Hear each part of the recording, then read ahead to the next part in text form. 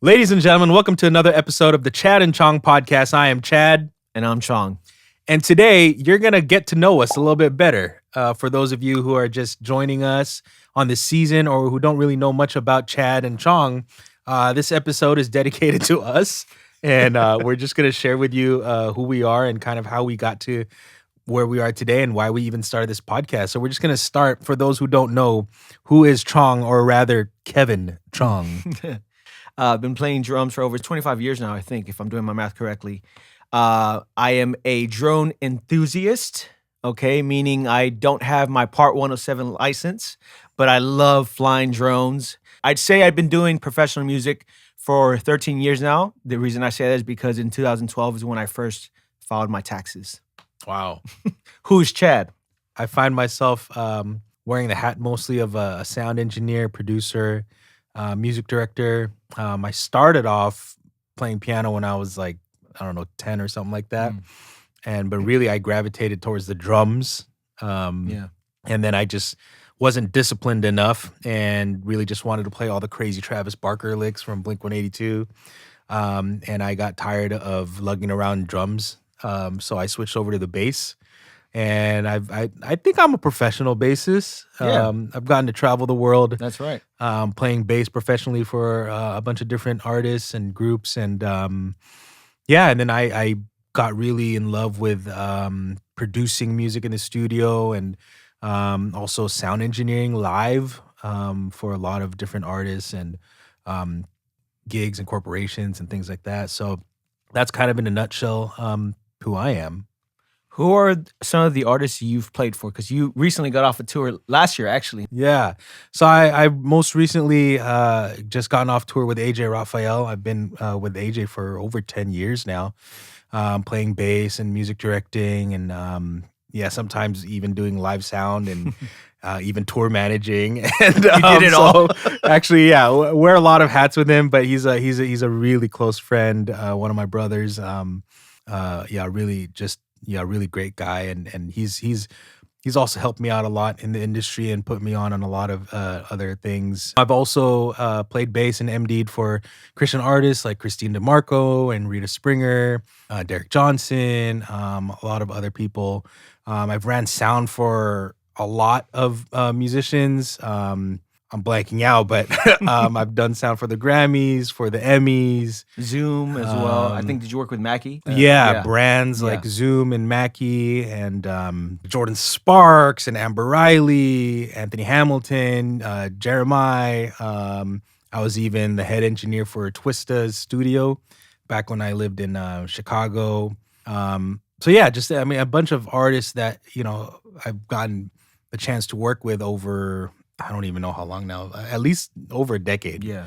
How about you? Who are some names that you've been able to to work with? Yeah. The ones that come to mind, obviously, guys, we're trying to go through the list of artists and people that we've gotten the chance to work with. Most recently, the last 2 years, I've gotten a chance to work with Ana Barbara. We just finished a tour about a month and a half ago, actually, the Reina Grupera tour. Last year was the Bandidos tour, and so we were doing music from the last 30 years of her career, which was awesome. That we went pretty much all over the U.S. Most recently, got a chance to do Influence Music. That is a Christian music group that's based here in Orange County in Anaheim Hills. And so there's a church called Influence Church, and they have a label called Influence Music that has a publishing deal with Capitol.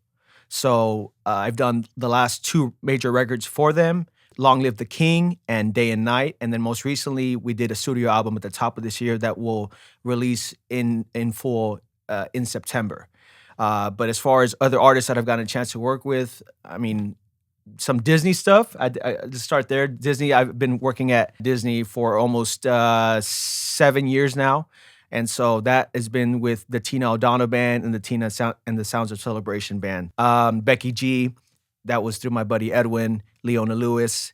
If you guys are familiar with the YouTubers, there's Neza and also AJ Raphael that I got through Chad. So the way these gigs happen, tend to come, and thankfully so, from our friends. So a lot of the connections that either Chad or I make, and the way we met also was actually at a wedding at our buddy Kevin Jimenez. So that was, man, is it 10 years ago now? Has it been that long?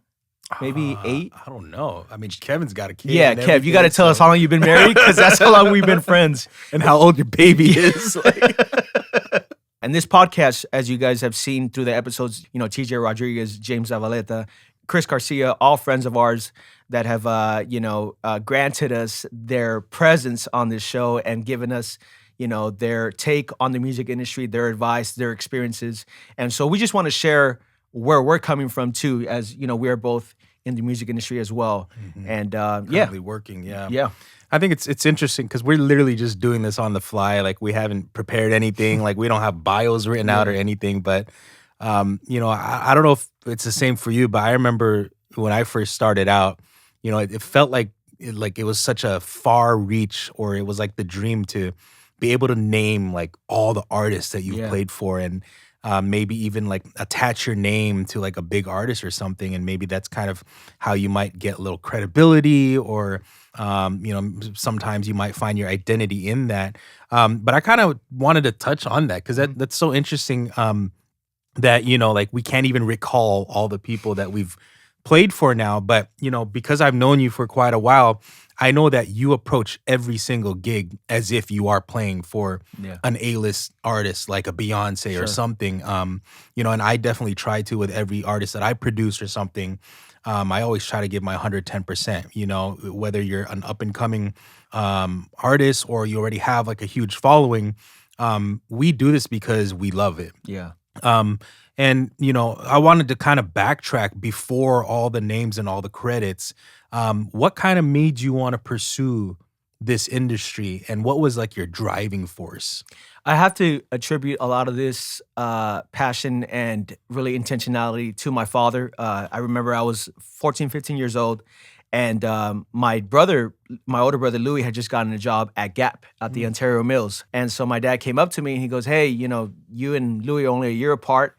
He goes, "He's getting a job at Gap." He goes, "What do you think about getting a job?" So I was like, "Well, Dad, I really don't know what I do. I just maybe go find a job at Starbucks or, a restaurant or something like that." And then he's the one that brought up the idea. He's like, "Well, you play drums." He goes, "And you play really well." I think every parent is always going to acknowledge their kid in what, their passions are. And so he's the one that told me, "Why don't you try pursuing a job and playing drums at different churches or, different venues and see what can come from that?" And so I remember I was like, well, I had a conversation with him and I said, "Dad, if I do this, I'm not just going to do it in the church. I want to be able to play out and, different venues, different artists." And he goes, "Yeah, that's fine." He goes, like we always had that trust factor between both my parents and I, because I didn't really party much, or I never got into drugs or alcohol when I was younger. So I think that really built the trust factor with my parents, and them allowing me to just go out and play, come home late. I was 15 and a half when this was going on. So as soon as I started doing that, man, I just started playing at these small churches, and they'd pay me. One church, I remember, it was paying me $50 every 2 weeks. And they gave me a gas card. Okay. And as for me, it was like, okay, it's some money, but it's better than no money, So a lot of it, I'd have to say, goes back to my dad really pushing me to do this, and I'm so thankful. Growing up in a Filipino household, I'm sure a lot of people can relate, but it's like, hey, you better start thinking about going into the medical field or something. And both sides of my family, they're all in the medical field. My mom in particular, she's the eldest of 5 sisters, and 2 of them are nurses, 2 of them are doctors, and my mom's also in the medical field. But ironically, when she was in college, she was at the University of the Philippines, and she was actually studying to be a piano performance major. I got to talking to her, and what made her switch to go to medical and all that kind of thing. And it was that thing of, get something stable, something that can, make sure that you're going to be able to pay your bills and all that kind of stuff. And so when it was time for me to actually go into college, my mom was the one who was actually pushing me to, you should probably think about pursuing something in music. And, it was me who actually said, I don't know if I can make a living doing music. And ironically, I spent, 6 or 7 years in college trying so many different majors. And what had happened was I never actually finished college. and I just had opportunities to travel and tour. And I looked back, once I first said yes to the first tour, I looked back and it was 2 years Wow. had gone by. And that's when it kind of clicked in my head. I'm like, oh, I've been traveling all over the world. I paid all my bills. I never went hungry, and I never, not had shelter. And I was like, I think I'm okay. I think I actually made a living doing Yeah. music. And so since then, I've kind of just pursued, the music thing. And again, I do kind of both sound producing and, playing professionally, which I both love. And, it's that thing that I just kept doing it and doing it. And, the money, as a lot of us can attest to, it's an up and down. It's a super roller Mm. coaster ride. It's feast or famine. But I look back now, I'm 35, and it's, I've been doing this for like over 10, 15 years. And it's just been such a blessing. But, my driving force is definitely, my mom, and trying to live out her dream. And, it's something that I obviously really enjoy. And, sometimes I feel like, when is this gonna end? Like, Mm. is it like a pinch me moment? Like, okay, you've had your fun. Now it's time to go get a real, 9 to 5 job. Yeah. And ironically, I did have like my first real corporate 9 to 5 job, which just happened to be working in the film industry. So Wow. even then it was like, such a crazy, crazy journey for me. But yeah, for those of you just, listening and tuning in, just pursue what you love to do. I'd say just approach everything with, honesty, transparency, and also just with a good intention, Yeah. and the world's kind of find its way and work things out. I have to give a shout out to Alberto Salas. We talked about my dad pushing me when I was younger. When I was about 24 or so, I got a chance to go to music school called Cornell School of Music. It was based out in LA. If you guys are familiar with Carlos Santana, the Supernatural album, he's the one that played on the original Corazón Espinado song.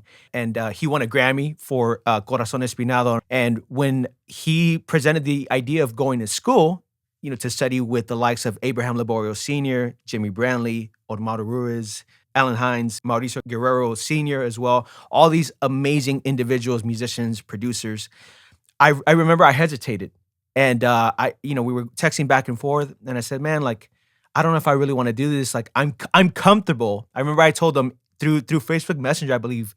I said, "I'm comfortable playing at church, and I'm comfortable making the money that I'm making, doing my cover gigs." And he straight up just told me, he goes, "Kev," he goes, "if you were my son, I'd hit you on the side of the head." He goes, "What type of response is that?" He goes, if you are able to get this scholarship, you won't have to pay for the school." And I was like, okay, well, let me give it a shot, whatever. So I went into the audition for this school very reluctant, and also with the sense of like, I hope I don't get it. I remember, I feel like I was also praying. I was like, God, please don't let me win first, second, or third place, because I really don't want to go to school. And so I remember I did the audition. I ended up winning third place, which essentially meant, so first place was you get a full ride, you get $1,000. Second place was you get a full ride, you get $500. Third place, you get a full ride, you don't get any money. But and so I remember 2 weeks later, I get the call, "Hey Kev, congratulations, you got accepted into the school." I think out of $80,000, music school is very expensive. So out of the 80 grand that it would have cost me for the 4 years, I only ended up paying $3,500 in student fees Wow. for 3.5 years of the collegiate experience. And it was some of the best experiences of my life. I got to meet Tommy Walker, who I got to tour with for a little bit in Korea. But all this through the collegiate experience, getting able to pursue music at a higher level. And I'm so glad I did, because that opened up so many more opportunities, and all that to say, really, it's not to boast about all of that. It's more so just to say that you just never know whatever opportunity might come next. Sometimes we're hesitant. Sometimes we're reluctant to say yes to opportunities because either we feel we're not qualified enough, we're not good enough. But sometimes that yes goes a long way, and it presents major opportunities. So why did we start a podcast? Well, I mean, for us, we all know that the music industry and just getting into music in general is really like a really hard path, that there is no structure, or there's no path, Yeah. written down and step however many steps there are, like there's just no roadmap for it. And with the advent of technology and social media and just being able to upload information, Kev and I both just want to share our experience, and as well as a lot of our colleagues and friends who are actively in the music industry. We wanted to get them on and have them share their experience so they can hopefully help you as you navigate this industry, which is an ever changing industry. Really, it changes almost daily. And so we think that having current information and Sure. current Yeah. experiences from people who are actually doing it will be extremely beneficial in helping you navigate your way into this music industry. And really, we wanted just to create a community where we can just share ideas and knowledge and and networks and just help each other out. Because this is definitely something that we wish we had when we were up and Yeah. coming, starting out earlier on.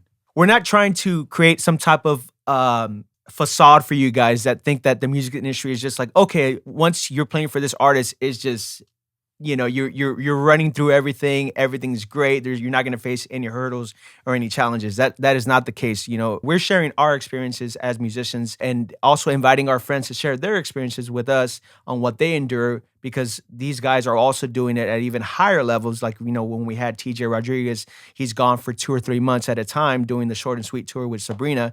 And so those experiences I think are very enlightening to share with those that are trying to get into touring or into playback. And so we really want to make sure that you guys are getting our perspective, and something that's true and honest and not creating a facade of some sort.